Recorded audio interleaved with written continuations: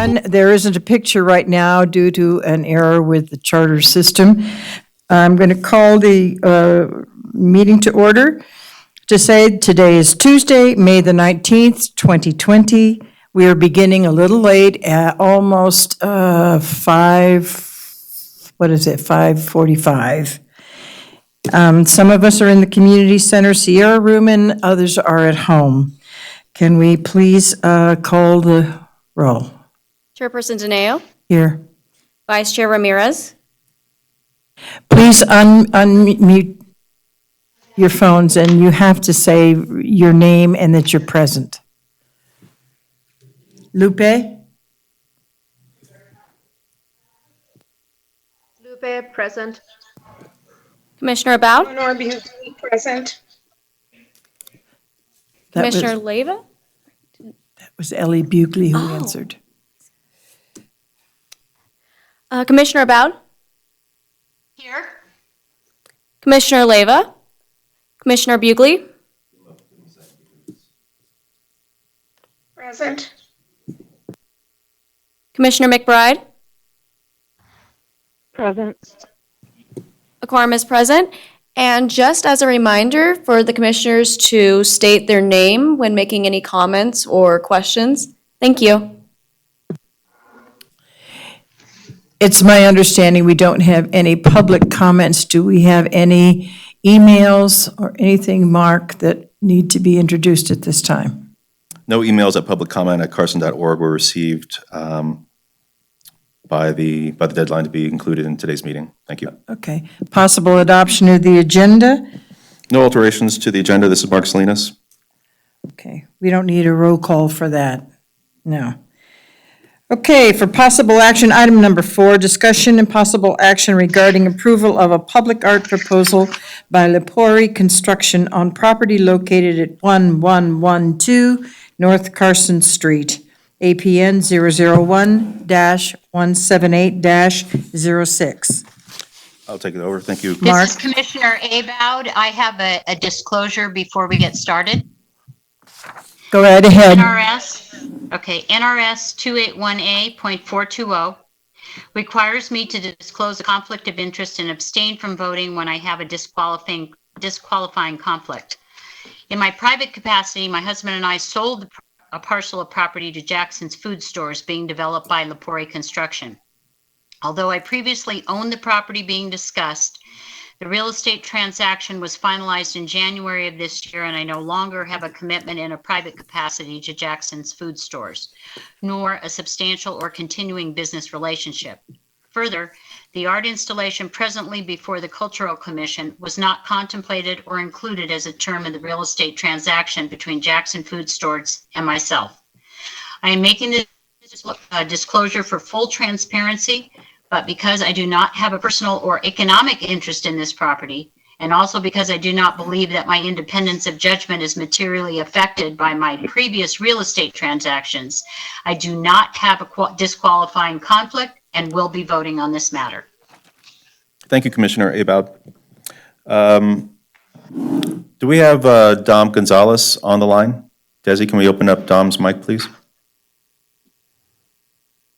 Hey, Mark, can you hear me? Yes, great. How are you? Awesome. Good, how are you? Good, thanks for joining us.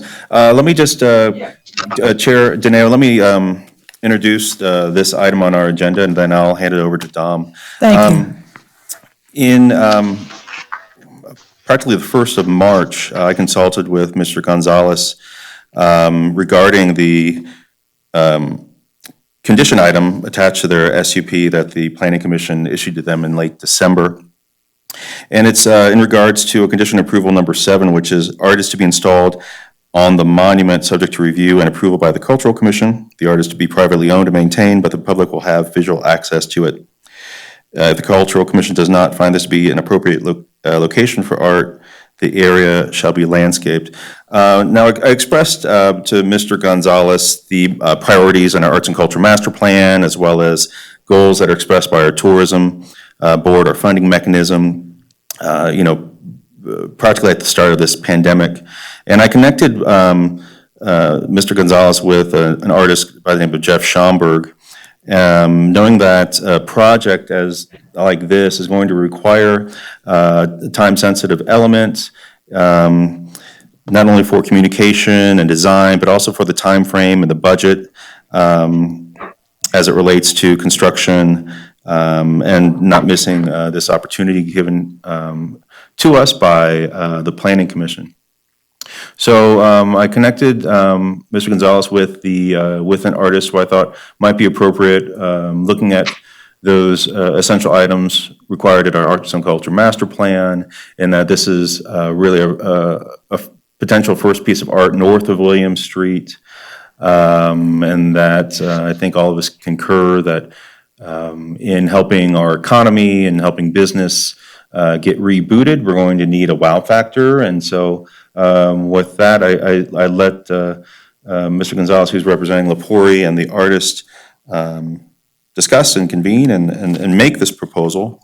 And what I'm going to do now is here on the screen, Desi, I don't know if you have this up, is the proposal that Lepori Construction here is presenting tonight for possible action by the Cultural Commission. And they've included the artist's website, the artist's resume, Jeff Schomburg's resume,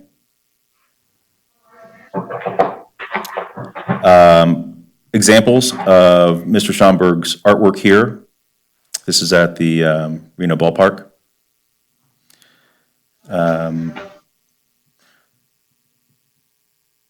The version tonight in the proposal is going to actually be an LED, meaning the sculpture is illuminated, so it would be visible at night.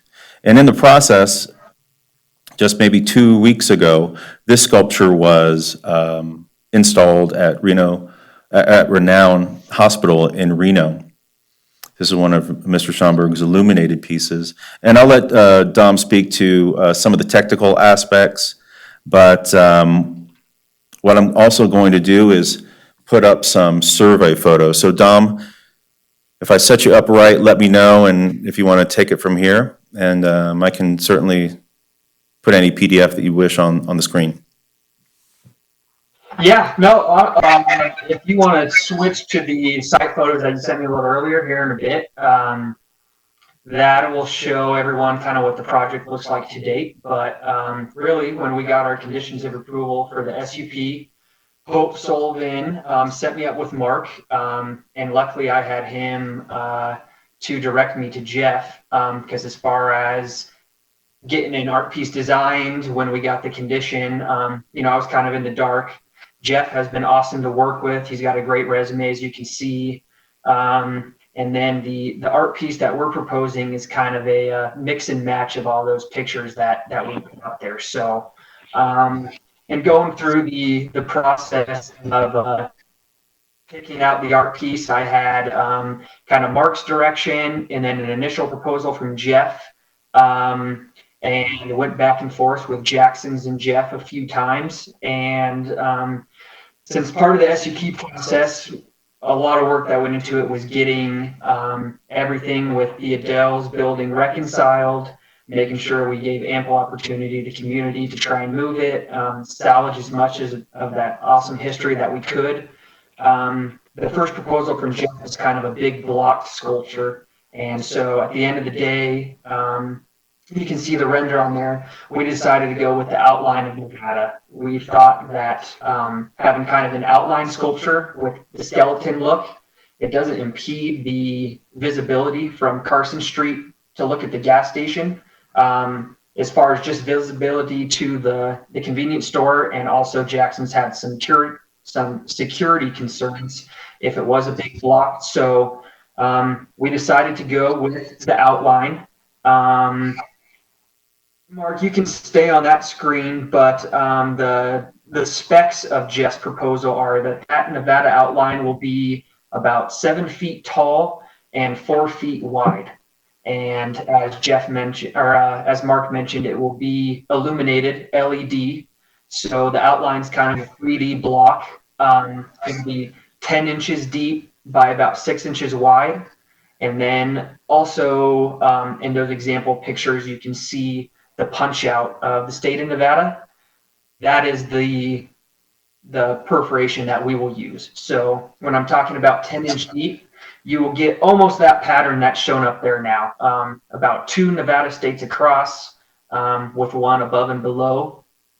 And we do have, Mark, if you want to go to the site plan that I have included. And this is consistent with what's along Carson Street right now. Is you'll see that there's a seat wall that sits up about 2 to 3 feet in front of it. So the actual monument, the Nevada sign, will be sitting on a concrete block. That way the bottom of Nevada still sits above that seat wall, so you have full visibility of the art piece from the street or the sidewalk as you're walking by. So this is our proposal. That render kind of shows it perfectly, sitting on the concrete pedestal, 7-foot tall Nevada shape. You can see through it. It'll light up at night, and pending approval from the Cultural Commission, we foresee about a 4 to 6 week production period, which aligns with our construction schedule to have pretty much the entire project wrapped up and that art piece fabricated and installed July 1st. Thank you, Dom, and I'll just add to that, as per the arrangement made by the Carson City Planning Commission, that Jackson's would purchase this artwork, install it, and maintain it. So it is their property, and they are providing public accessibility to it. And Dom, this is also going to be, from my understanding, an aluminum brushed surface as opposed to the rusted steel surface, correct? Correct, yeah, that rusted steel surface, he doesn't include a picture prior to it rusting, but that is the difference. The aluminum kind of has a little bit shinier finish. It won't rust, and so it kind of just does a better job reflecting the LED lights and making it stand out a little bit more. So the shape of the Nevada on that rusted is consistent, but it will be kind of, when you think stainless steel in your head, silver and shiny, it should remain that way for some time. Mr. Gonzalez, this is Commissioner McBride. I have a quick question on the base and then like the total height of the sculpture. So the sculpture itself is going to be 7 feet tall, and then it's going to be placed on a base that's 2 or 3 feet tall?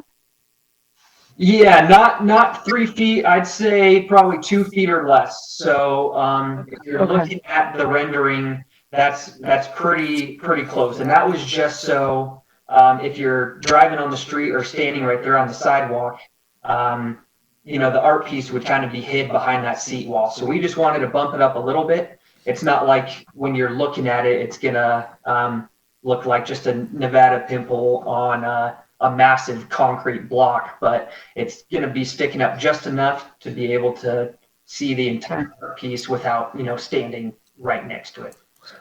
Dominic, this is Mark. I did take... situated, and I'm sorry, this is McBride. One more question. Is it situated within the NDOT easement or not? No, this is within the property lines of the Jackson's property.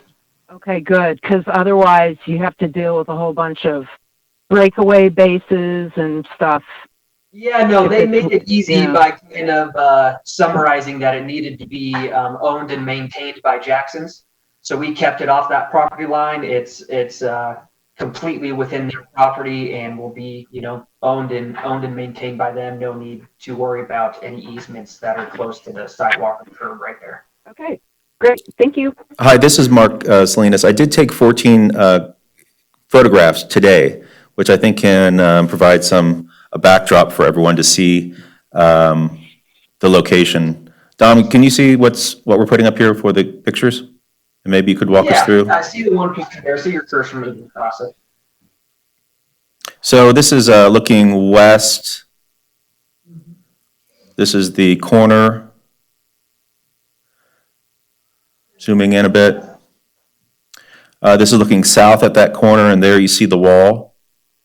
Yeah, so that's exactly what I'm talking about. So if you envision the art piece, the very tip bottom of Nevada will be right about the same height as that seawall currently.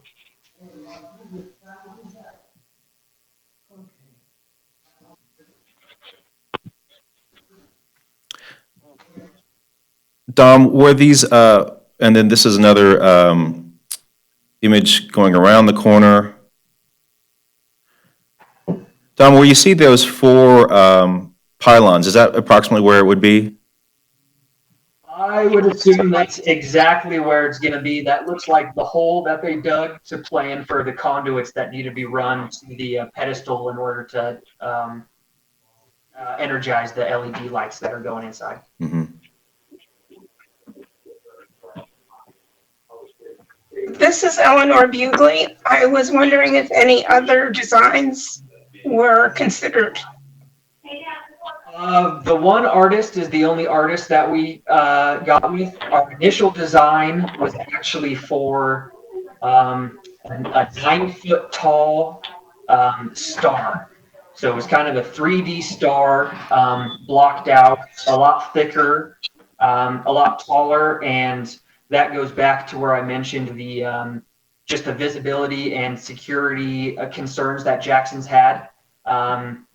Going through as much effort as we did to be able to procure the property, and with the Adele's building going down, and then putting something right back up that kind of blocked the traffic visibility going through. So as far as iterations of designs, I'd say this is our fourth. The other three all included different sizes, thicknesses, widths, heights of the star itself. But Jackson's decided to go in the direction of what I've been calling a skeleton. So that one, when we tried to stick with the star, we tried to scale it down to a height that Jackson's was comfortable with. And then it just didn't stick out and accomplish what Mark and I had talked about putting a really nice, eye-catching piece on that corner. So we compromised. We went back up to 7 feet tall to give it that size, still catch your eye. It's still bigger than a person. So if you're standing near it, it's a great photo opportunity, but you can see right through it. So it took care of their visibility concerns as well. I understand. It just seems we have so many images of the state outline that I just wondered if any other shape had been considered besides the star. As far as the work we put into it to date, it was just the star and the outline. This is Commissioner Deneo. Dominic, like Ellie said, you see this everywhere. You can buy pins, you can buy everything, postcards, everything that have that particular piece on it. If you look at a map of the country, every state capital has a red star wherever it's located within the state. Is there any possibility they could add a red star to it that says we are the capital city because we are the capital city? Just something that makes it a little different than what you can buy in many, many places in Nevada. I can surely, ask the question. I will say that we didn't get to the outline without a few weeks worth of back and forth and logistical questions and answers and pricing questions and answers. I would say that if the commission is really going to push for a star shape, it would probably need to reflect what the outline looks like as far as having that, just being an outline. And then we did talk about that option with Jeff and the logistics of doing the 3D shape of the star with the hole punches so that the LED light bleeds through. Constructability wise, didn't make as much sense as the outline. And, with the shape of Nevada, we were still in the realm of the state pride deal. So at the end of the day, it's going to be the recommendation from the committee that I explore the star option. I can do that. I'm thinking it would be closer to the outline instead of a blocked sculpture. I feel like that idea kind of got shot down, but I would be open to reaching out and seeing if Jeff would, one, be able to construct something like that.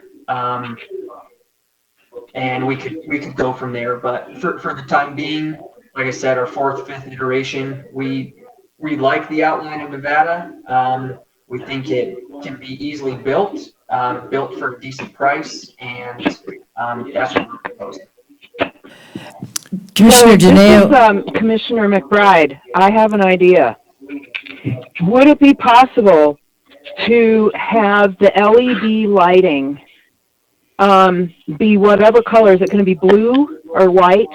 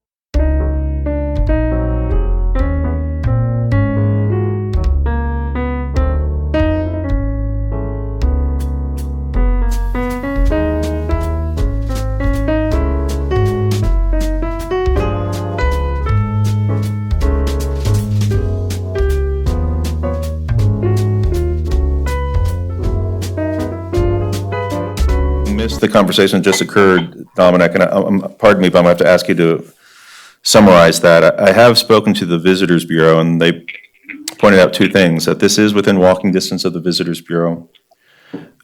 This piece is on the Nevada Day Parade path. And they had envisioned the framing of the state actually to be a pretty good photo op for people to stand behind it and use the outline of the state as a photo. Yeah, Mark, just to summarize the last 5 minutes that you missed, the couple of suggestions that I got went back to our initial STAR proposal. And so I kind of summed up and said that the outline of the state of Nevada is the direction Jackson's would like to go. That's what we're proposing. As far as doing the STAR bulked, it's too blocky, and the constructability of doing an outline with the same punch LED idea didn't really work. So I think I can take the suggestions and kind of run with it and have Jeff, the artist, incorporate an additional piece onto the state outline in the location where Carson City would be, to add a small star that could be illuminated itself, maybe a different color, but adding that star element to the piece we're proposing to kind of stand it apart from the other state outlines that you see everywhere, but also kind of achieve everything as far as feedback that I've gotten from Jackson's. Thanks for updating me on that. One question. Is it possible instead, in lieu of the outline of the state as the punch, can that be resolved just by changing maybe the punch to a star? So the actual That's what I suggested. point of, Yeah. so the point of exit for all the light illuminating it is a star, and so we have the star concept and the state concept married without really having to change the design. Was that, you think that's possible, Dom? Or is that suggestion? I don't see if that could be possible. I don't know how Jeff achieves his actual punch outs. It would just be a question to Jeff. In everything I've talked about with him, I think to change it from the state of Nevada to a star. Because actually, and I did this earlier, the front face is only 6 inches wide. So that is actually just going to be like circular punch outs. Almost like like Swiss cheese. And then I asked him if he can do star punch outs on the side in lieu of the shape in Nevada. I confirm. I will definitely ask him. So the face and I like that idea, and I see really the difference between the state of Nevada or the star. I feel like if you're punching out the material, Sure. So you should be able to do it. So it's my understanding that the face and the back would be perforated with a circular shape. And then the inside, the depth, the surface area, depth of the inside and outside would be the custom punch, whatever that is. Exactly. Okay. Yeah, point of clarification, please, Dominic. Commissioner Janeo again, when I said a star indicating it's the capital, I did not mean replace the state outline. I meant in the first crook, just put a little star, so it says, "We are the capital." But I think, That's exactly what I was talking about too. Keep the overall structure as Yeah. the state of Nevada, but throw a little star right in that corner where it belongs. Bingo.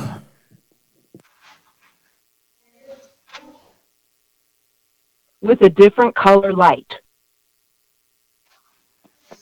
After my notes right here, different colored light. Tom, I do have a question for you. I'm only familiar with Jeff's sculptures at nighttime. In speaking with him, is the LED on 24/7 or is that on a timer?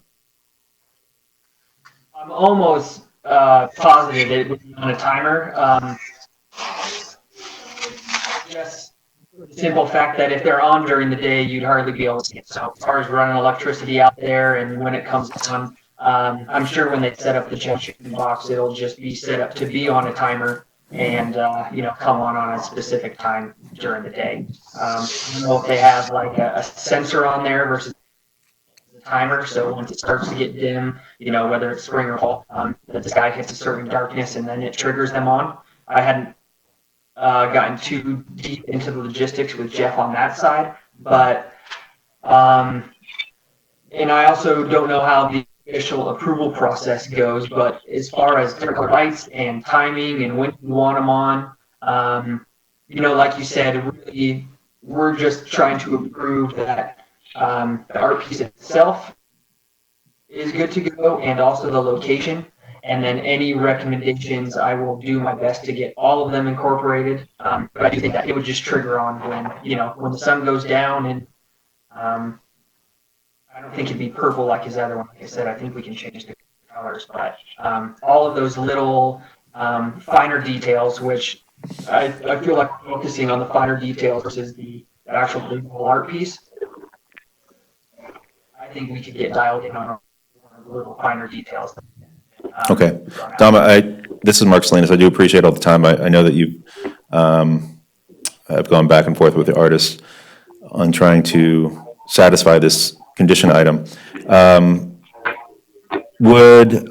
guess I would ask from my office that if we had a contact person, whether it's you or another person down the line, if just to contact about the piece should any problems or scenarios, come up with the piece, just to aid or inform Lepori just in the maintenance of it.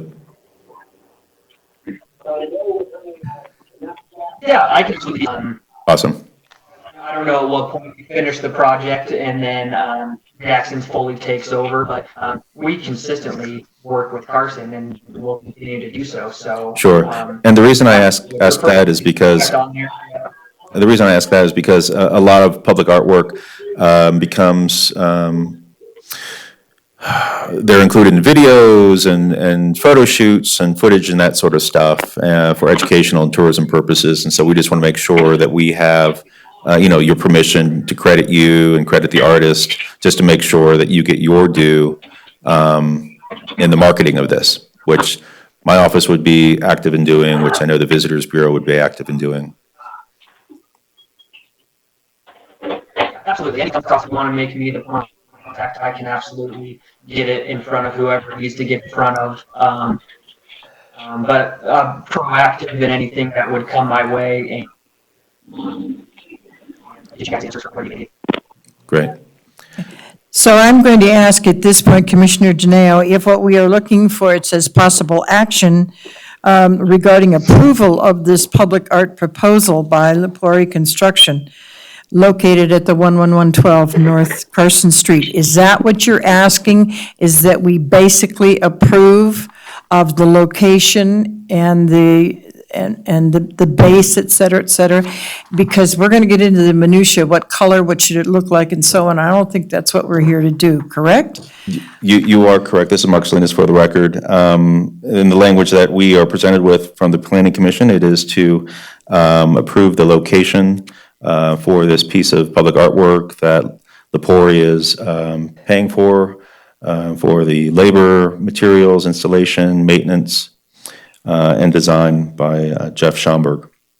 And I would ask that, Chair Janeo, when you do call for a motion, that the commissioner identifies themselves and clarifies it for the record, as the sound did go out on our end for a little while. We want to make sure that everyone is in agreement. Well, I think unless there are any more questions, we're ready to have a motion. To any one of the commissioners who would like to make said motion?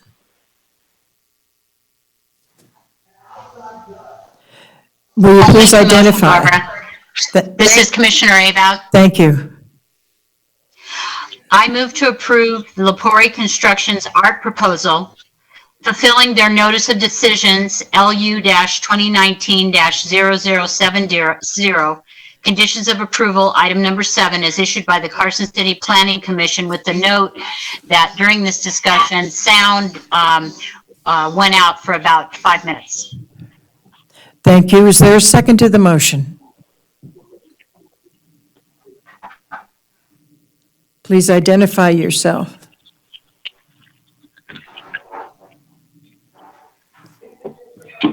Is every- Who is trying to speak?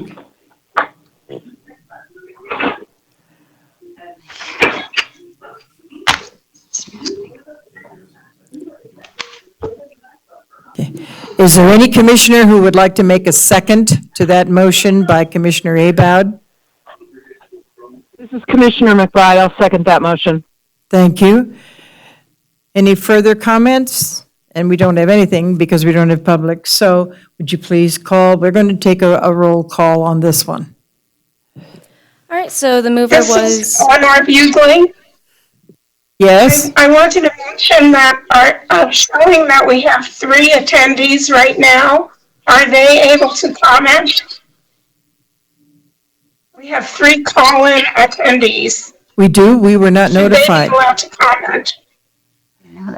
Commissioner Bugley, this is Karen Tagus from the DA's office. I just want to make clear that our agenda agendized public comment at the front of the meeting and the end of the meeting.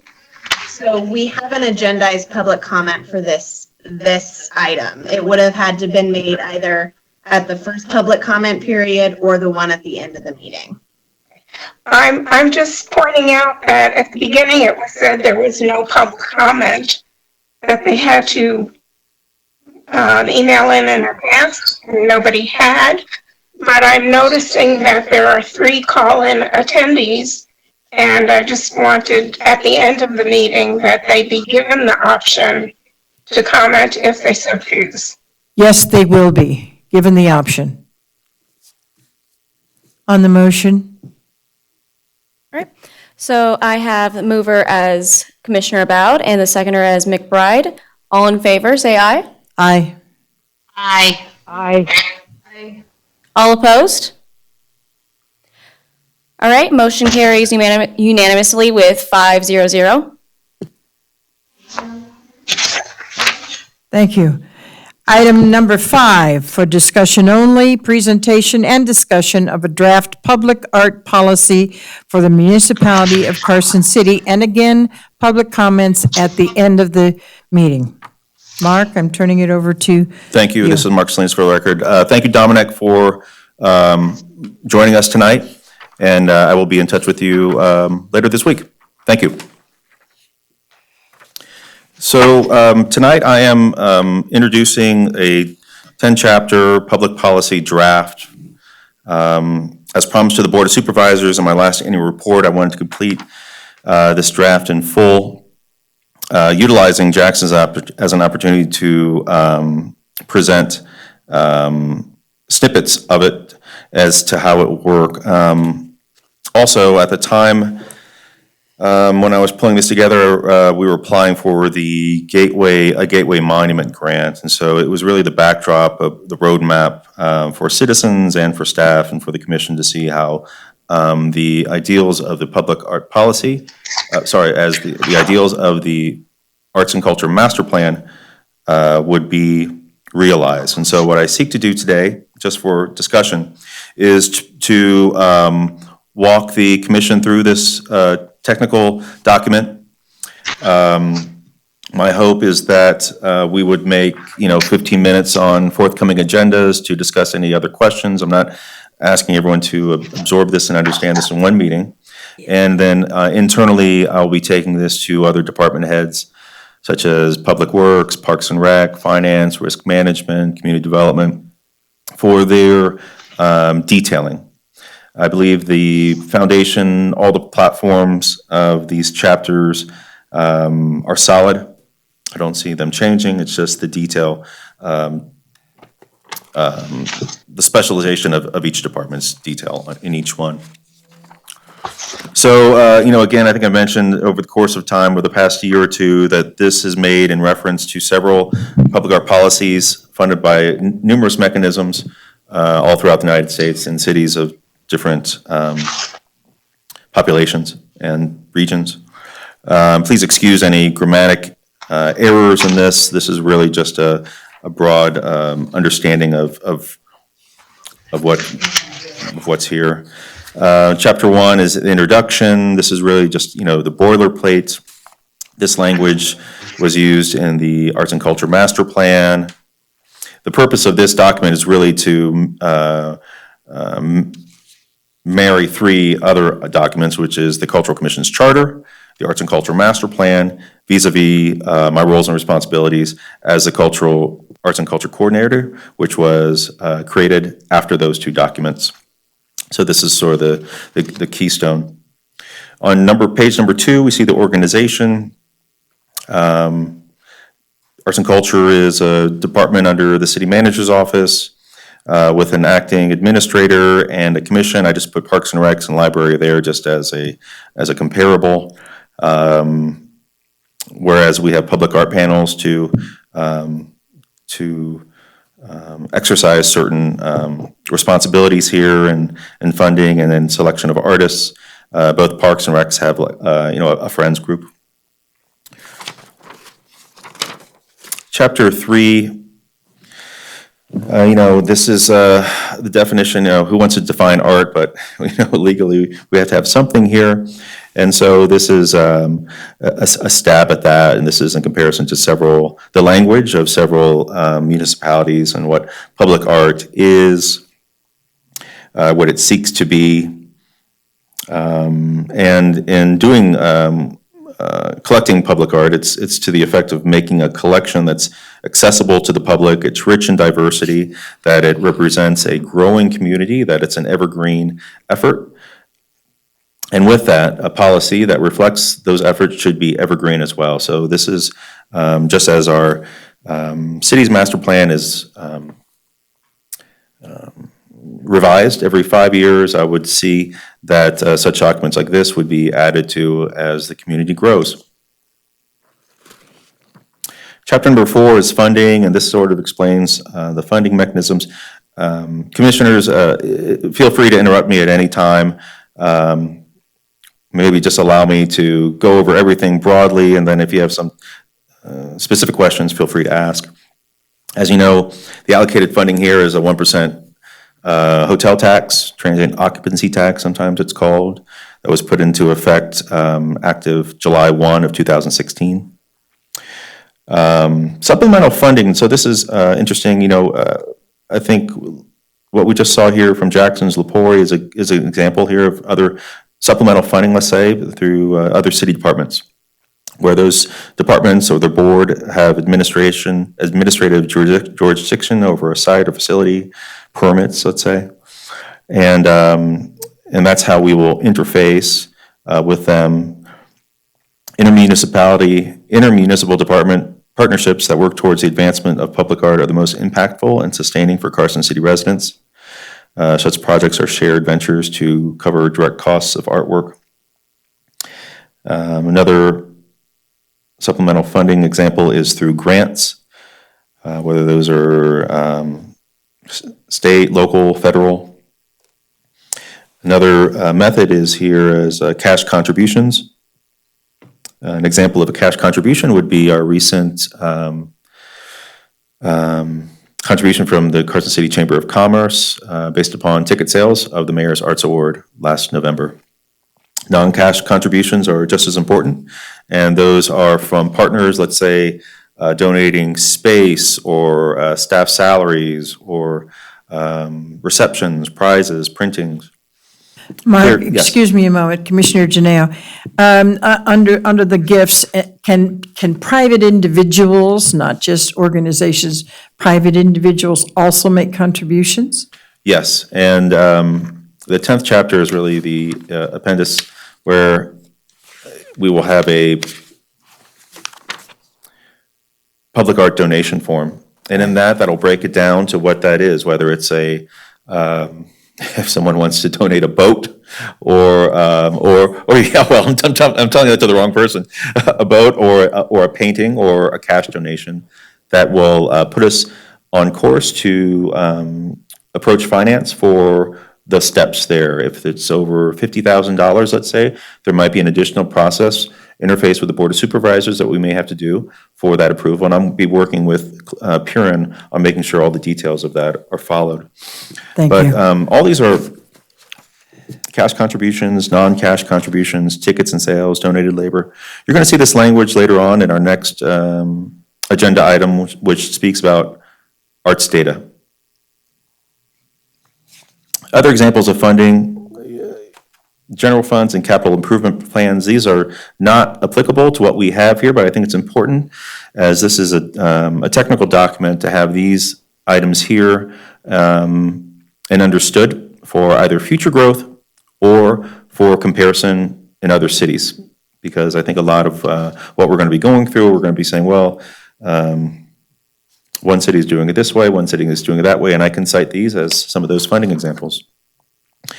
Chapter 5 is placement. Where we site the work is extremely important, and this is a great opportunity to interface with Public Works and community development on that.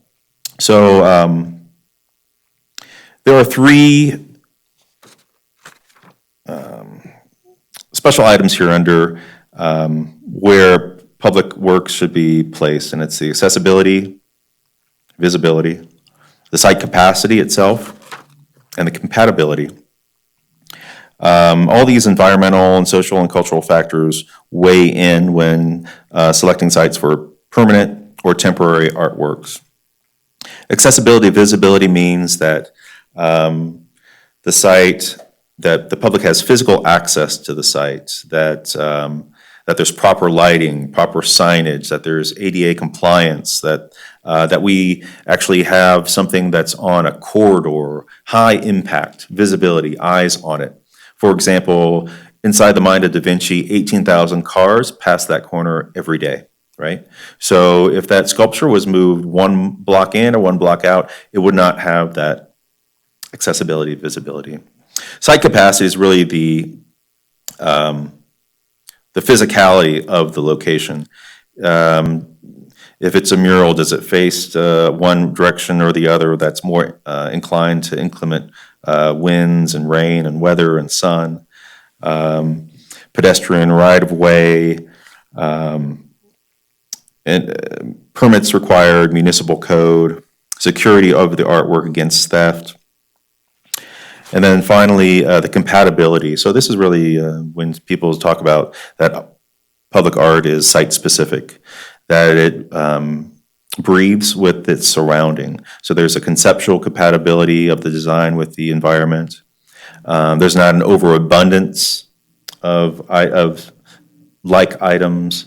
This is when we are cognizant of staggering pieces of public artwork to create an art walk, that everything's not globbed together in one location. It also provides opportunity for cultural, historical, social context.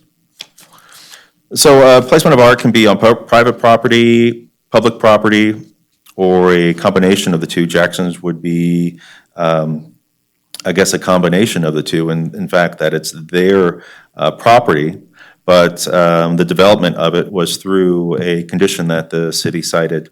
And so a lot of those all those are examples are case studies and just really working out negotiations and agreement where the sweat equity of both parties is there, whether one party is maintaining it, one party is partially paying for it. And that's when you get into the responsibilities of like maintenance and install and who's going to change the lights when they go out and so on and so forth. Chapter 6 is public art programming. Here is, this is a pretty big chapter, and it really speaks about how the 1% portion of the revolving fund is dedicated. And I will read this part. A portion of the 1% arts revolving fund is dedicated towards public arts programming, which, subject to budget and staffing, may be manifested in the forms including but not limited to grants or awards to artists or arts organizations, arts and culture education workshops, special arts and cultural events, annual or signature art events, incoming or outgoing loans of artwork, or other cultural exchanges for public display, art residencies, pop-up art galleries, art contests and competitions, and the acquisition of public artwork. As you know, the budget that I have is broken down into 3 categories.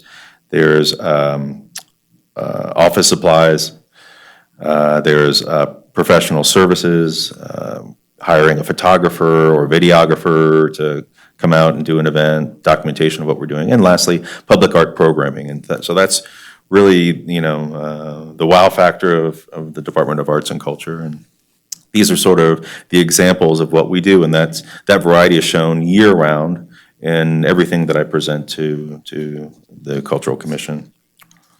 So this is, how do we, acquire public art? Well, before we get there, there's 2 types. There's temporary acquisitions and permanent acquisitions. Temporary would be loans or leases or rentals. Temporary would be, let's say, when I look around here in the Sierra Room, Capital City Arts Initiative, we have these temporary displays that are rotated out. We have temporary displays in the Brick, in the courthouse, in City Hall. And so those would be temporary acquisitions. Permanent acquisitions are something that, as we just saw tonight, or let's say inside the mind of Da Vinci. And this calls out the process. It's either through an invitational, a call to artists, RFQ, RFP, and all those are based upon timeline, budget, staffing. Our selection process is in there, and that's where you see public art panel. And there are 5 priorities here that we, in most cases, the selection criteria is this, and you'll see that this is the same language that the Cultural Commission uses to score redevelopment grants and the Celebrate Culture grant. So that language is uniform. Put in a little paragraph about the contract, just so that the commission is aware of sort of, after the approval process, the work and the detail that remains with the interface with risk management and the DA's office. Public art proposals, this is what I'm pretty excited about, putting in a form there. People have a lot of great ideas, and of course we want to see how far we can push these ideas to fruition. Public art proposal form will be an opportunity if someone has a public art event or a public art installation opportunity idea that they want to present. If it's an event, most likely they would probably be routed through permits. Let's say, and there wouldn't necessarily be a lot of interface with the department and a public art event. Off the top of my head, let's think of Epic Rides. I know that they close down streets and put up a stage and have music. That's nothing that we fund. That's nothing that we would actually curate. All that would be run through permits of community development.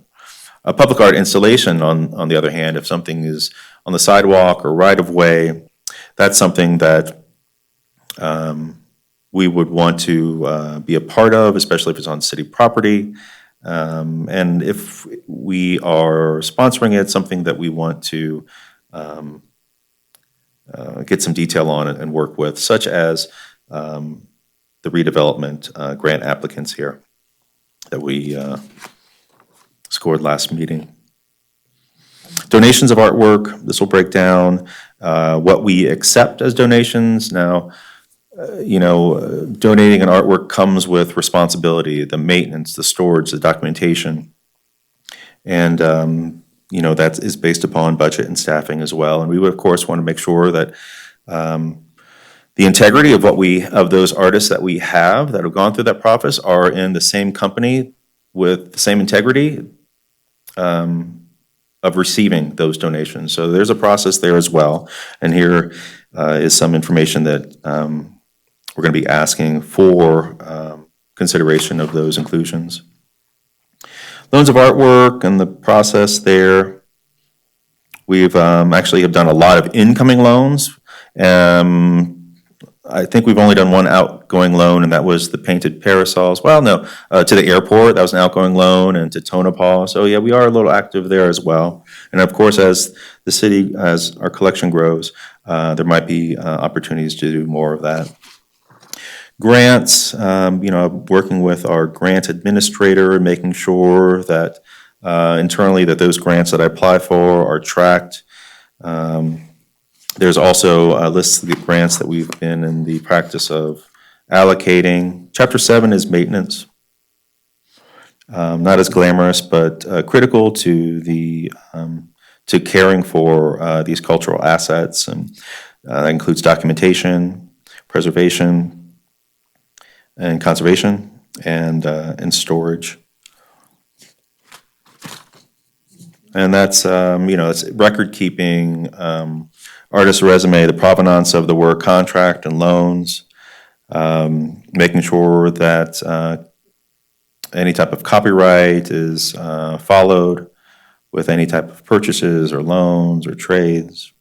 The preservation and conservation, it's probably good practice to set aside a small fraction of a percentage of revenue towards maintenance and repair of public artwork. And then storage, artwork responds to climate of temperature and humidity, as we can see here living in Nevada, and so there's room for consideration there. Towards the end of the public art policy, you'll see Chapter 8, deaccession and relocation.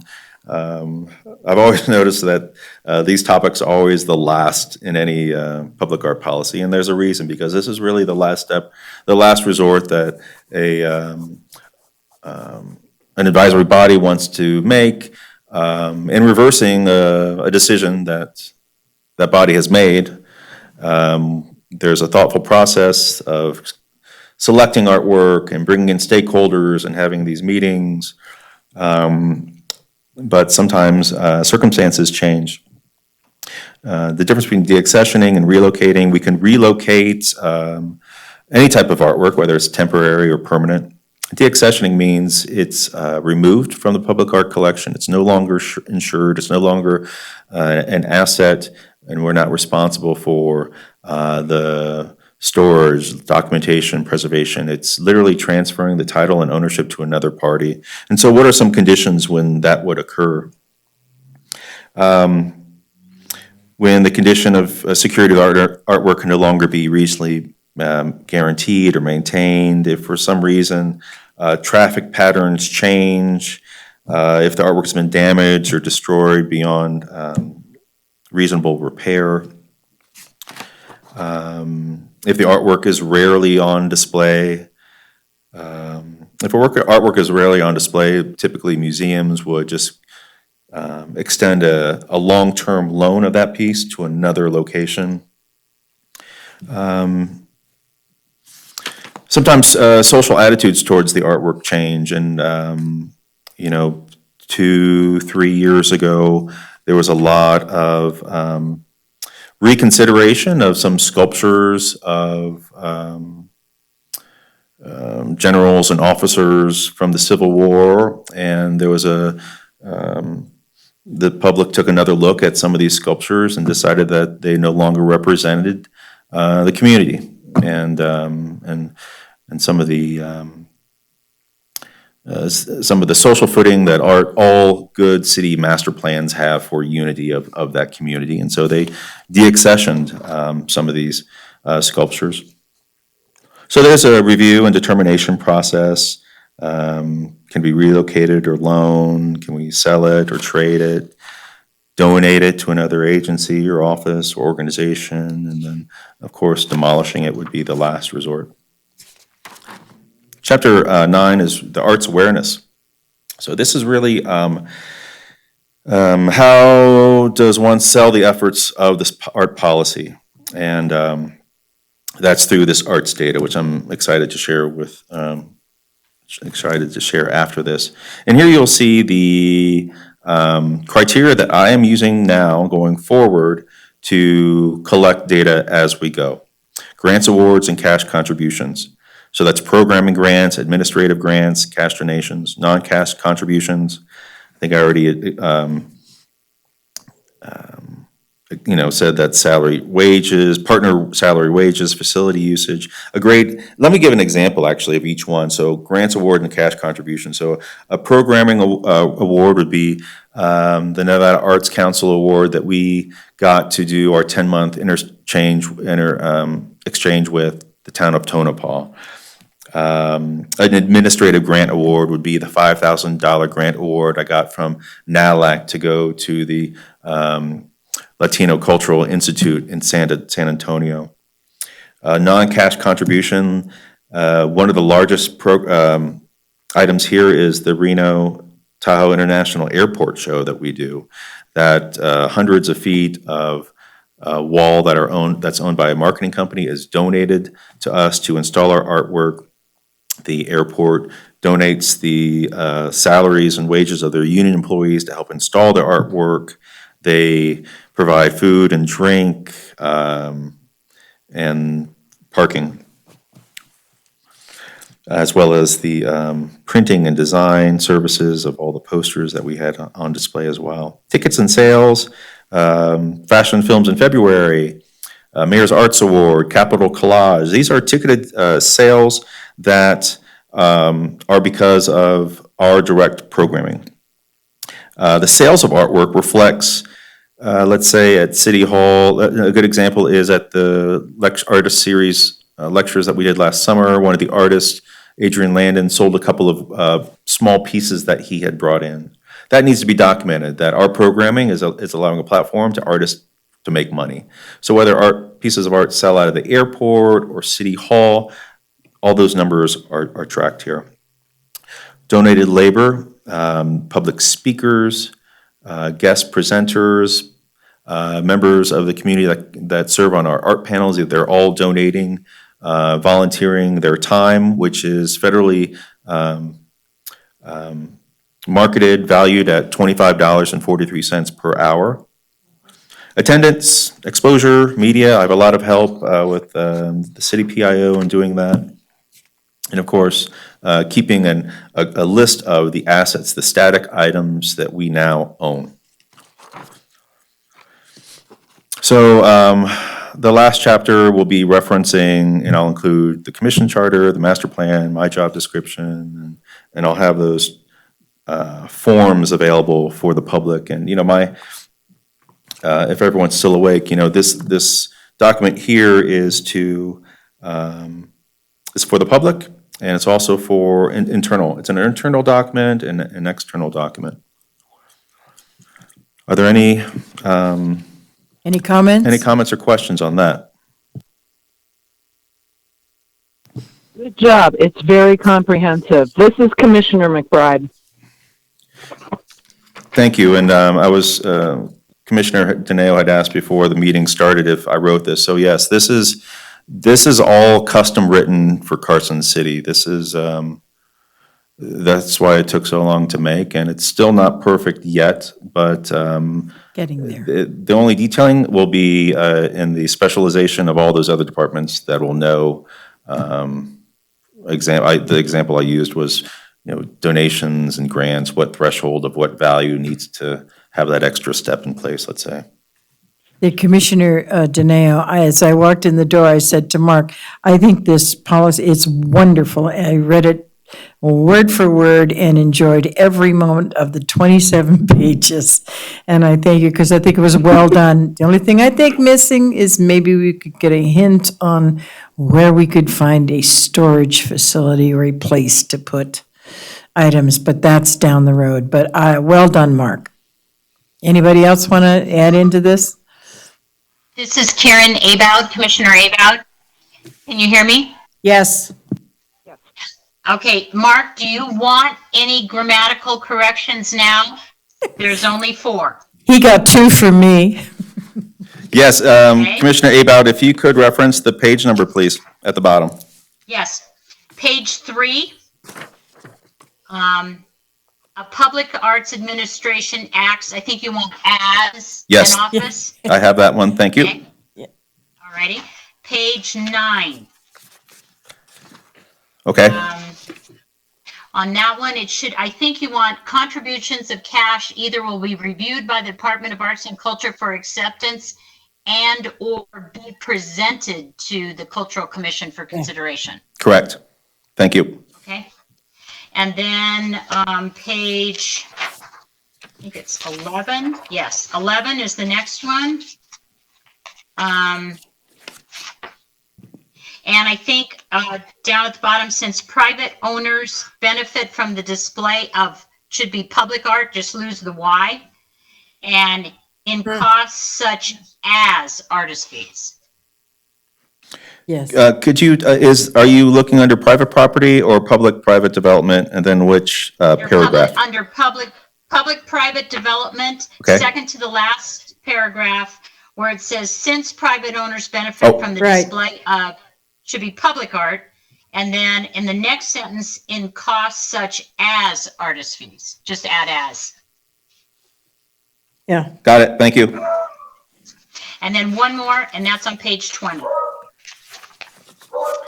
And I think under maintenance, you want to say municipal public art collections are valuable cultural assets and leave out the and appreciating. Yeah. Okay, That's it. Tremendous job. thank you.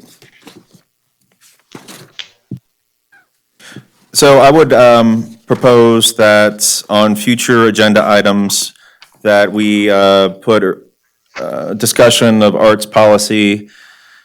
If any questions pop up, we can discuss it. If there are any updates on my end, we can discuss it, and that way it allows me some time to share this document internally with other department heads.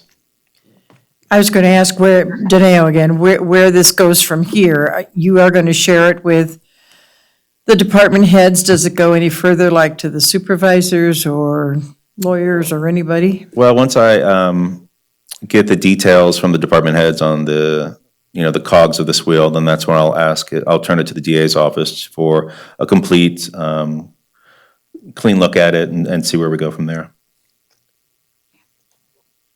Any comments? Okay, moving on. Commissioner Ramirez, I want to say remarkable job on that document, Mark. Thank you. Yeah, well done. It was worth the wait.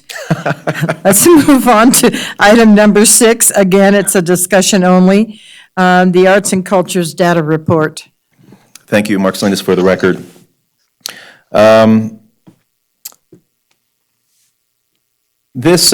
excited to share this information. Here, I have broken down every public art programming event that I've been tasked with creating since I started here. And I broke it down into those categories that I had just mentioned, the grant award and cash contribution, non-cash contribution, tickets and sales, donated labor, and I'm curious to see what those totals were because this is revenue. And what I did was I broke down every event and into the dollar. So we could ultimately see what the ROI is on these efforts. So on that first page, you'll see 4 yellow bars, 2007, 2008, 2017, 18, 19, and 20. One thing I do want to point out is that in 2020, you'll see Gateway Monument, $15,000, and that was X'd out. That was the grant that I had written. It was initially allocated for full funding approval, but unfortunately, the state, with budgeting concerns, had to rescind that grant program. So that's a number that could have been included. Also, you'll see pending grants and cash contributions.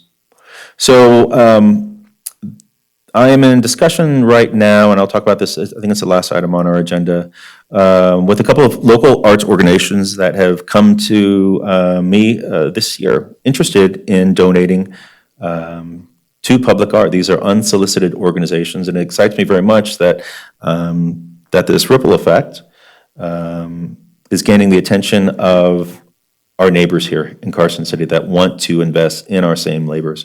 So at present, there's about $25,000 there. I will add that I had just, prior to, after having submitted this information for public posting, I have applied for a $20,000 grant, a CARES grant, that can be allocated towards salary staffing vis-a-vis the pandemic that we're in. As you know, our funding mechanism is through tourism, and with the decline in tourism, that affects the budget. So those pending grants and cash contributions are quite high. An example of that contribution tonight would be the value of the Jeff Schomburg sculpture that Jackson's is buying for the city. On the second page, Yes. That's for 20,000? You said the CARES?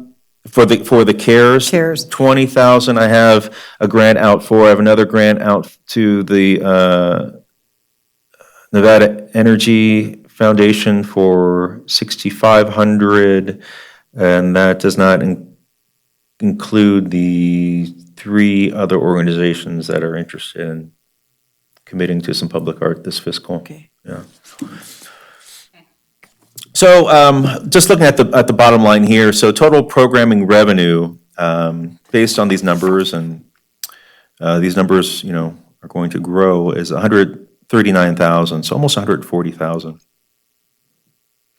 On the second page, okay, on the second page is, I'm sorry, the formatting here is bad. It's not as glamorous and glossy as that one annual arts report I gave you. This is really just down and dirty data. The definition of what grant award cash contribution includes, and donated labor, and those definitions. Assets, purchased artwork. So these are items that have been purchased through that 1% fund. These are items that we own. These are items that are mostly on display. And these are items that would be eligible, let's say, for an outgoing loan, and the painted parasols are one of those. You'll see that the first purchase was Inside the Mind of Da Vinci. You'll see the most recent purchase was purchasing the 2 designs of the Carson High School students. Yeah. So that comes to $66,685. That's what we own.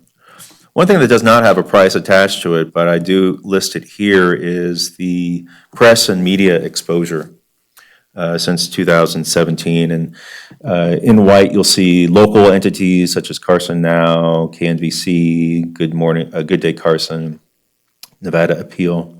But you also see regional and state. And the reason why that is so important, once again, it's because of our funding mechanism in trying to create Carson City, try to market Carson City as the cultural destination. So this is where you'll see the RGJ or Reno News and Review. This is where you'll see almost every television station in Reno, radio stations. You'll see the International Airport. You'll see the Office of the Governor. You'll see the Nevada State Museum. And all of these organizations here have promoted either via press release or in some manner, Carson City Department of Arts and Culture. Not to overlook the reach of the Carson City government Facebook page and the Department of Arts and Culture Facebook page as well, which really are statewide entities. On the last page, that's where we bring that first number back around, that 139. But I want to go through this with you, and I've tried to make this as up-to-date as possible. The 1% Arts Fund revenue was initiated July 1, 2016. So the amount of $739,383 is an exact amount of the 1% revenue from July 1, 2016, including this last month of March 2020. And that is a number taken directly from the Visitors Bureau. This 1% is transferred monthly to the city account. Now, out of that 1% is staff salary and compensation, PERS, medical, workers' comp, and that sort. That start date is October 2016. And that number runs through the pay period of April 23rd, 2020.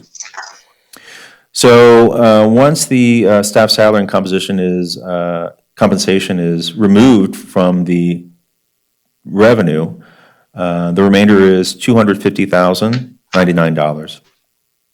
So out of that, I subtracted what we have in the Arts Fund reserves as of April 23rd, what's in the bank, so to speak, of $101,846.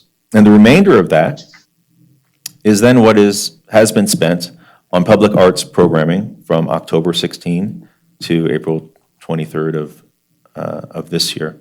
And that is $145,253.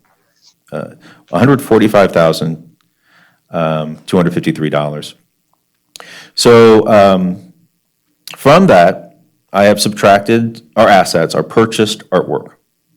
These, that's static objects that we own. That's $66,685. So once you subtract the assets from all the programming expenditures, that's what you have there in the red bar, and that's the office supplies, the professional services, the public arts programming, and the expenditures there from October 2016 to April 23rd, 2020 of this year is $78,568. And you know how busy we have been in those past years. Yeah. So that is juxtaposed to the green bar, which is the total programming revenue, which was just explained on that first page of 100. I'm sorry, is it yellow or green? I can't tell. Green. It's green. Green. Green. $139,653. I'm going to pause right there because one of the benefits of having moved out of the Adams Hub and into City Hall is that I can pop out of my office and ask the deputy city manager and the city manager questions, like that, and get really quick responses. And in having made this document and submitting it last week, as we have to get this information in, there were 2 items that I forgot to add in the revenue. Sizable. Oops. One is the annual allocation that redevelopment allocates Yeah. from fiscal 16-17 all the way to the last allocation at last meeting. That's $117,512, as well as the over 200 hours that the city PIO has offered in photography services, videography services, the editing, the posting on social media, the update and maintenance of the arts and culture website, whenever there's the incoming information from First Lady Presents, all the incoming applications from the I Voted sticker design competition. So that revenue is going to be a lot larger once I, as I said, I apologize, this isn't all gloss and glam. It's once I get these statistics really up to date. So I apologize for those 2 omissions. All right, let's press play now. So let's just look, knowing that there's over $117,000 more to add to that revenue. Let's just look at what the revenue is at the $139,653. CPD is the cost per dollar, which means that how much does it make? How much does each dollar cost us? So for every dollar that we spend, we get that dollar back plus 43 cents. So we have a 43.8 profitability there. If one was to add those pending grants and cash contributions, such as Jackson's and some of these other organizations that want to donate, let's just say it's another additional $25,000 this next fiscal year, which I really believe it will be. The cost per dollar then is 47 cents, which means that every dollar that we spend, we get that dollar plus 52 cents back, meaning there's a 52.3% profitability in the Department of Arts and Culture. So these are good numbers to have, and Again, I apologize with, there's just a lot of, as you can see, there's a lot of data and a lot of writing that's been going on. I apologize that I overlooked those two additions in our revenue. But I did want to follow through with a commitment to this body and to the CTA board that numbers are available. And now that this template is up and running, I will admit it is going to be a lot easier to track it as we go. Well done, I like it. I don't know about anybody else. Any comments? Any questions? Very good. Eleanor Beagley, very good.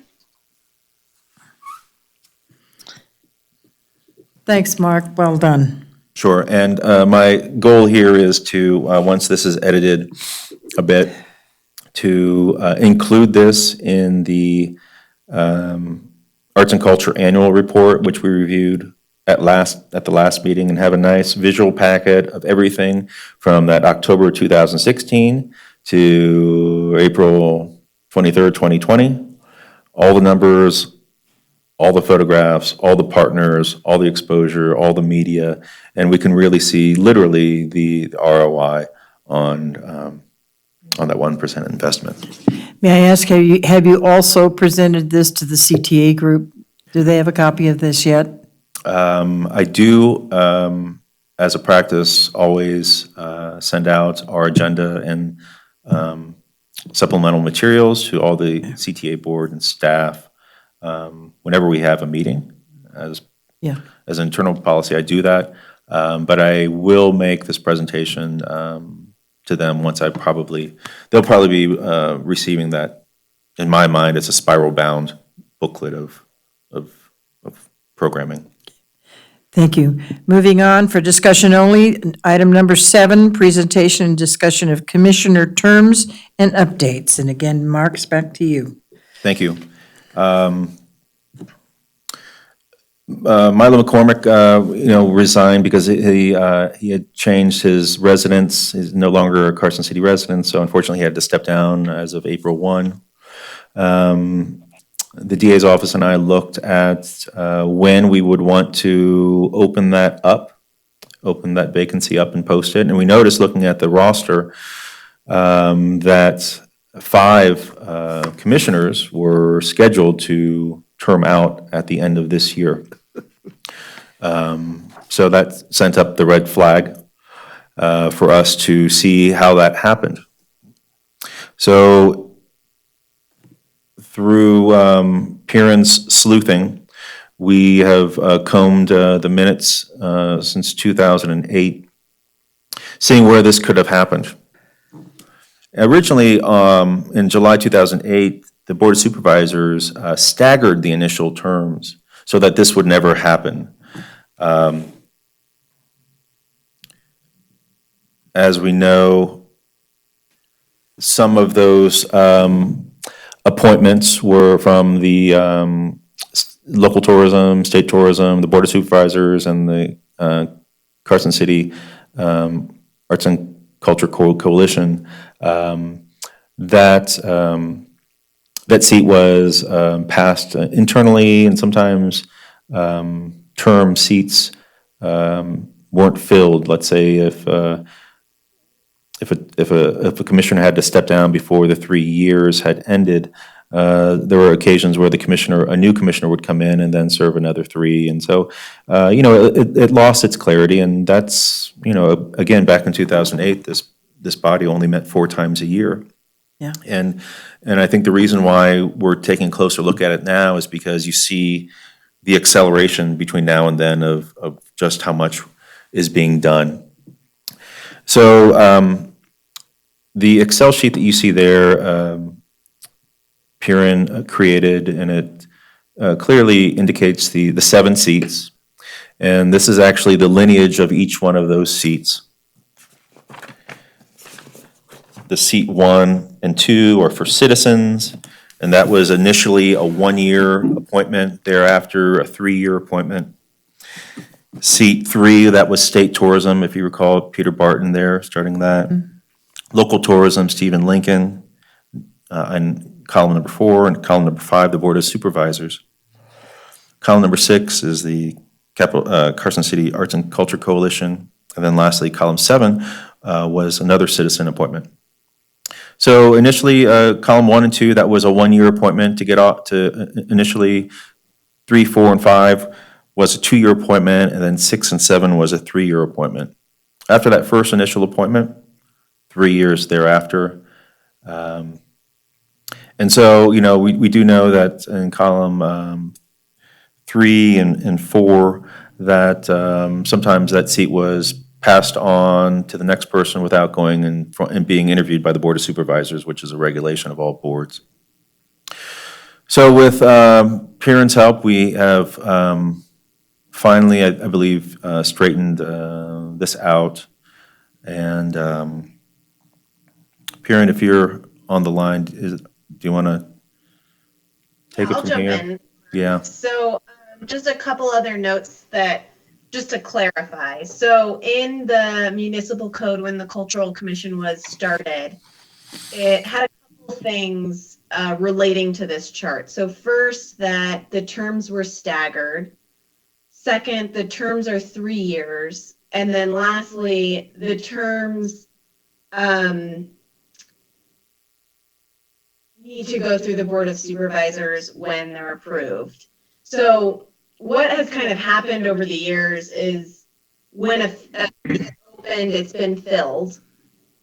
But what should happen, it's been filled for an additional three-year term. But what should happen is if a position opens, that seat should be filled until the remainder of the term. And then that seat would need to reapply. So some of this may look different than what your appointments have gone in front of the board resulted in. So this is a straightening out of the staggering, and our goal is to straighten it out before the board later this year when we go to fill that number 4 position that Commissioner McCormick had. So his term will end at the end of 2021. Mm-hmm. And so that position will be filled for 1 year, and then it would need to be filled again. And just to clarify, another issue that was brought up by Commissioner Aboud is in the municipal code, the cultural commission seats can serve unlimited terms. There's not a term limit for each of these seats. However, the Carson City BCC policies and procedures specify that no one person can sit on one board or commission for more than 12 years. But it does get a little bit tricky. There's a tricky little exception that says if you're still otherwise qualified and you reapply and no one else qualified applies, then that person can continue to serve. So we'll just have to see. That issue may come up as these positions go to reopen, but we'll just keep an eye on it. So largely, we brought this item before the commission to make everyone aware of this restraightening. There may be a point in time where if you are under the impression that your term didn't expire in this year or the next couple years, and this chart reflects something different, there may be a time when we take it before the board just to clarify what each term is as far as its staggering, so that we can keep those staggered terms, because that's the intent of the municipal code that created the Cultural Commission, and it also serves a practical purpose that the entire commission isn't overturning all at one time, that there is some staggering in that expertise and the knowledge of the Cultural Commission, which is valuable to your guys' work. So if any questions come up on this during the meeting, I'm happy to answer any questions, but if any questions come up later and you're not sure what's going on with this, feel free to email me. Thank you, that's quite comprehensive, and now we understand. And I understand when I was asked to first come on this board, oh, we only have 4 meetings. Sure, thanks. This is Mark Salinas. So I was speaking with the city manager's office today regarding column number 4, Milo's open position. So when is the most efficient time to open, that position up? If we were to open up now, that position would have to reapply at the end of 2021. Commissioner Deneo, Commissioner Ramirez, according to this chart, you would need, the seat opens, you would be highly encouraged to reapply, and that would need to occur at the end of the year. And so the thought was, why not do all three at the same time, just for government efficiency? And so the city manager's office was fine with that.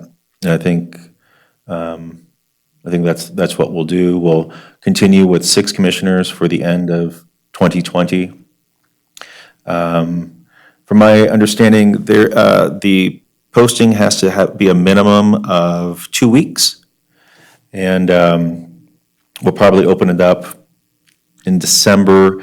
Usually, the first Board of Supervisors meeting of the year isn't looked at as a good date for something like this. It's usually the second meeting in January, mid-January.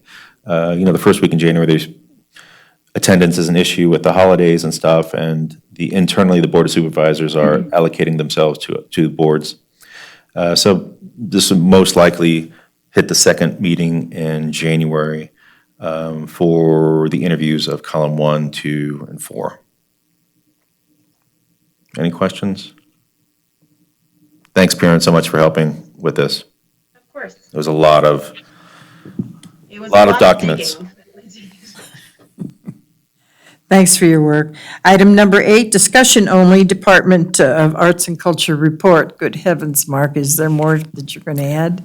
Just one item I want to discuss. I've been speaking a lot with the CTA.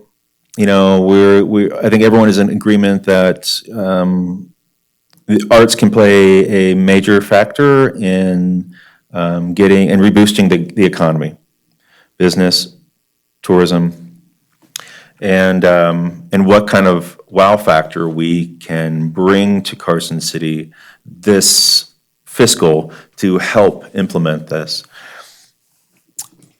The Greetings Tour is an interesting arts couple. Lisa and Victor travel the country in their RV, creating these greetings from murals, custom made for each city. These are sort of reminiscent of the old postcards you used to see. Well, they go around and create these murals by hand, just the two of them. And then they fill each letter with something that signifies the city. He is the painter, she is the photographer, and Honey Bear is the name of their RV. They've traveled all over the United States. They were just in Alaska 2 years ago. And I'm thinking that this is something that could be really beneficial to Carson City at this time. The Visitors Bureau feels strongly about this as well. They have this. What we're looking at is the deck that they sent me, which breaks down their timeline and their process. But moreover, I just sort of wanted to show some examples so one could envision what this might look like here in Carson City. Now, the plus on all this is that they hold great statistics on all of their murals. They have an interactive component. They have it broken down by demographics, age, gender, location. All this it really syncs with the direction that the Visitors Bureau and Lydia and James and Jessica are headed towards.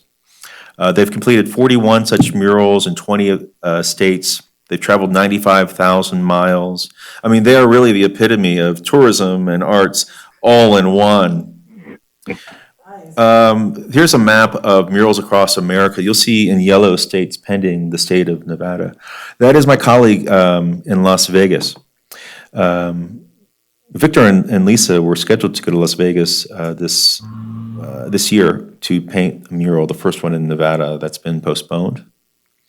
But they had eyes on Nevada already before I contacted them. They've been covered in Condé Nast, Time Out, Chicago, Vogue, the Travel Channel, Elle Decor, InStyle magazine. And I think they really have some authenticity in how they can create public landmarks, something site-specific, something specific for Carson City. Some of their past clients have been visitors bureaus, other cities, other branding, other commercial brands. And so I'm in discussion right now, and I've pitched this idea to the Rotary to see if this is something that they might be interested in contributing towards. The Rotary contacted me over the pandemic and said that they wanted to dedicate funds to public art this fiscal in Carson City. Well, imagine, how thrilled I was to get that phone call. And so I said, this is something that I think would really be a wow factor in Carson City. There are one or two locations that I think would be possible for this in discussions with the Visitors Bureau. We want this something that's downtown, something that's walkable. The muralists themselves have recommendations that you want this in a location where people can step back blindly and take a picture.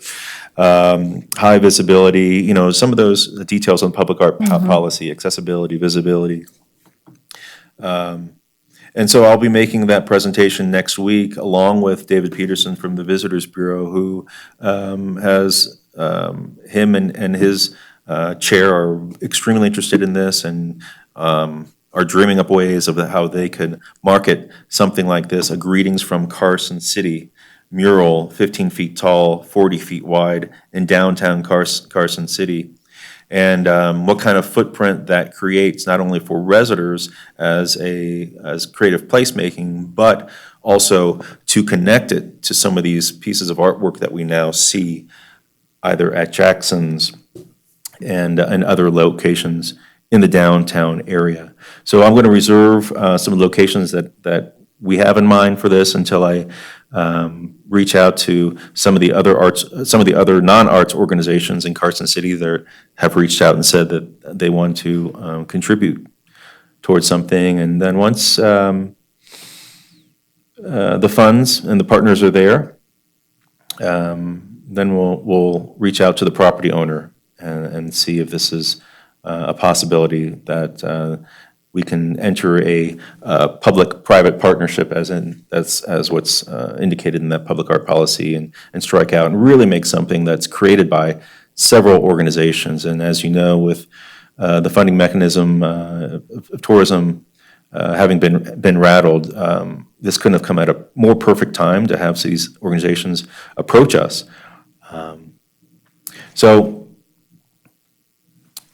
I would urge you to, check out their website. I know the Visitors Bureau has brought in some brand influencers, online brand influencers on Instagram, and I think this really falls in line with the aesthetics and the direction that the Visitors Bureau is in. I think this would be a fantastic finale to this fiscal to land on a note, a large public work that really embraces tourism, our funding mechanism. Are there any comments? questions or comments on this? Again, this is just... Mark, go ahead, I'm sorry. This is Karen. Yes, I just want to say, I think this is an exciting idea, and it is kind of the shot in the arm we need. One thing I have discussed with David Peterson is that, and I've spoken with Victor and Lisa on the phone to get an idea of, how long this takes. Their pricing structure is actually based upon how many letters are in the name of your city. So at Carson City, if we have a lot of letters in our name, okay? But it would be 14 to 16 days to do this. It's not, the fact is not lost on David or I that the actual event of having this couple and their RV named Honey Bear out here and having them been in Condé Nast and all these travel magazines, having them come out here is an event in itself. And of course, once they're out here, we want them to do an artist talk and show us all the other cities and all the murals that they have done. So, we really feel that the unveiling, the actual creation of this piece is an event. The artist lecture component It has to be back-to-back while they're in town, and any ribbon cutting that's going to invite, all that press and media exposure that we've been connected to since 2016. I'm sure they're going to want to come out here. So it's really, there are a couple of sensitive factors, just where this lands on the calendar. Even ancillary, events as, where does the Nevada State Parade fall this year? How are they looking? We really want to make this the biggest ROI that we can. And so while the artists and myself would be thrilled to get our sponsors on board to have this happen this fall, we want to make sure that when this happens, it is executed so we can get as much public involvement and exposure, Okay. This is Danae again. I would like to make a comment on this because, as most of you know, I'm very involved in Rotary, and the incoming president is Rochelle Resnick, R-E-S-N-I-C-K. Rochelle is also in the art world, and she loves this project and had conversations with Mark. The upshot of it is it was brought to the board meeting, and we discussed it, and it was seen as a very favorable shot in the arm for the community. And she's putting this in as a grant request to our district for Rotary. And I have invited Mark to come and speak next week to the Rotary Club to share the information he just shared with you. So hopefully I'm going to ask individuals that they can contribute to it. And if there's anyone else who wants to contribute to it, I think this is the shot in the arm that we need. And I will add, this is Mark Salinas, I will add that everyone's interested in what's going to be the fill for all these letters. And of course, that's going to open opportunities for public art panels. We really want this to be something that reflects the aesthetics of these two artists traveling, the nation, nodding to the past with the design, but really, embracing the marketability of this. And so, again, I'll be coming to the Cultural Commission as I get more information on this, and certainly we'll put it on the agenda for. Mark, what do you think about suggesting that we ask members of the commission to list, from their point of view, what they think would be appropriate to be added to this, whether it's churches or schools or colleges or whatever? Sure, just like, if you recall, in the allocation for next year, I think there was $5,000 for local and regional partnerships, I think, to my recollection. And that is something where we would pull 2 cultural commissioners from this body to be on a public art panel. And of course, on that art panel would be contributors to organizations and maybe, some representatives from state tourism so that we can actually put this on the map. The exciting part here is that if Las Vegas does do their mural later on, I mean, there's so many segues to advertise this in, let's say, State Tourism Travel Magazine. This couple doing a mural both in North and South Las Vegas. And I can just see a lot of great articles on this. So yes, to answer your question, there'll be a public component to determining what that's going to be. Okay, any other comments on this item? If not, we're going to move on item number. Yes. Yes. This is Eleanor. Go ahead. I like this idea very much. And I think that the coalition and other arts organizations would love to be involved in it too. Great, I thank you. agree, that's a great idea, Eleanor. This Commissioner Ramirez, I think student involvement would also be important for this project. Thank you, I'm writing that down as well. And the Native Americans, I think there's just a lot that we can add to this. Okay, just, jot your ideas down and we'll take it from there in the next round. Item number 9 now are commissioner reports and or comments. Anybody want to add anything?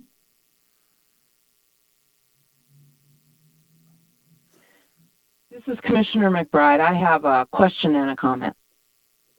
Go right ahead.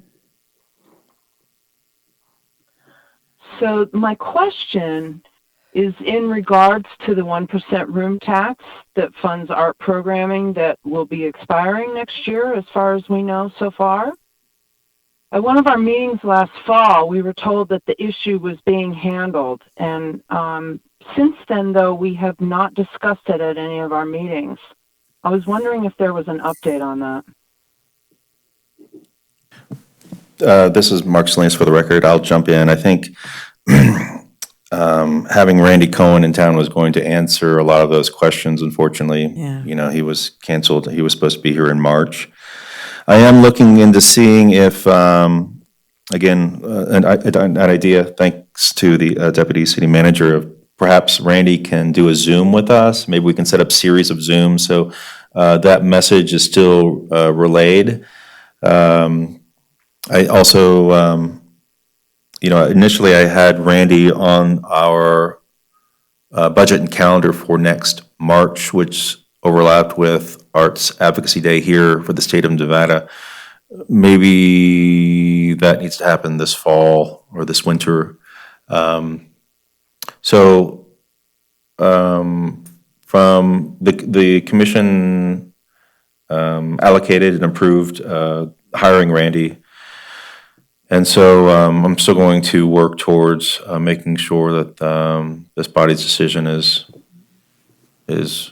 executed by getting Randy here in some fashion. And I hope, Commissioner McBride, that would be part of the presentation package. Of course, I think the other part would be this arts and culture data, Yes. the public art policy, and then the annual color report. I think Exactly. from my desk, we're pretty close on having those finalized. But if you want this on a future Have you agenda gotten item, a sense from when they're gonna, have you gotten a sense on when they're gonna make a recommendation, yes or no, on continuing that funding? I'm not privy to Thinking about those. the timing. I'm not, Given of the that decision. Daneo is here, given where the CTA is and the issues that they're facing and the cuts they're making, I think we Right. better pray a lot. Okay, well, here's my comment. Again, this is McBride. The reason I bring this up today is twofold. One, since I received my primary ballot in the mail recently, I've been thinking about the upcoming city elections. I believe we may lose a supporter of the arts in the mayor's office and 2 more arts supporters on the Board of Supervisors who sit currently who are stepping down. We have 2 more meetings before the election. Yeah. Second, we are 12 months away from the funds expiring. According to the Culture and Tourism Authority, funding from the 1% room tax will run out in May 2021. That's only 6 meetings for us from now. There does not seem to be a real sense of urgency among our commissioners on this issue. I'm concerned that some may use this pandemic as a reason to not extend the 1% room tax. If we let that funding go away, we will be back at 0 again after all of our efforts organizing and planning in 2015 and 2016. I hate to think that Carson City is only good for 5 years of arts programming and that's all we get. I'd like to urge supporters of the arts everywhere to reach out to the mayor's office, the Board of Supervisors, and the Culture and Tourism Authority to voice your support for continuing arts and culture programming in Carson City. Specifically, reach out to Supervisor Stacy Giomi, who sits on the Culture and Tourism Authority Board. And I really appreciate everybody taking the time to hear me out. Thank you. Thank you for that, Terry. Daneo again. I really hope that everyone picks up on that same suggestion. I've talked personally with Stacy and with Lori Bagwell, and I'm blue in the face, and Lisa Schutte and others in the hopes of getting folks supportive and behind this. And I'll bring it up at the Rotary discussion when Mark speaks to us. But I think there's got to be more than that. It's, anybody have any suggestions? Do we take an ad out in the newspapers? Do we put something on Facebook? What do we do that is constructive towards getting an answer and a resolution for this? I was hoping in the policy we just reviewed, we might have presented maybe a hint or a vague suggestion of, at some time in the future, should the city and/or county wish to support financially arts and culture, it would certainly be appreciated by the citizens of Carson. I don't know what the answer is, but I sure would like to get some suggestions from everybody. That's it. Thank you. Any comments? This is Eleanor Bugley. Mhm. First, I want to thank Terry for bringing that up. We are getting close. A while back, a lot of the arts organizations wrote letters of support, and maybe we need to update those letters and get them out. It would be a start on what we need to do. Yeah. Good Letter to suggestion. the editor is good, but newspaper readership is going down, so we have to do social media and talks and one-to-one contacts as much as we can. Okay. Good suggestions, thank you. Oh, dear. Let's move on to future agenda items. That's item number 10. I'll add a feature agenda item for discussion on the next agenda for July 13, public art policy, where if we want to discuss it some more, we can, if anyone has questions or if I have any updates. Okay, anything else? Anybody want to add anything? All right, then, number 11 is upcoming meetings and events. Everything is tentative from one day to the next, as we all know, but scheduled July 13th at 5:30, September 14th at 5:30. At this time, I would like to call on anyone in the area who wishes to make a public comment or discuss any topic that is relevant to or within the authority of the Carson City Cultural Commission. Please identify yourself by name, and we certainly would look forward to hearing from you. Know that no action may be taken on the matter unless the item has been specifically included, but we could certainly schedule it for a future meeting. So as Commissioner Bugley stated that there were some people who wished to make public comment, now is your opportunity. I believe they have all left. Gee. Do you know of any comments that anyone wanted to make or things they wanted to add? This is Mark Salinas for the record. Desi, do we have any callers online yet? There are no callers, Mark. Okay. All right. Hearing none of that, I am going to say we are adjourned until July the 13th. But in the meantime, please, let's get some comments to Mark. Maybe one or two of us could have a coffee and have a discussion as to what we think we could do to add to help in the whole situation of the future of the Cultural Commission. Thank you, everyone, for being online. And Mark, do you want to close us the Zoom meeting? And might you just say we are officially, you can leave the meeting. Good night, and thank you to everyone. Thank you, everyone.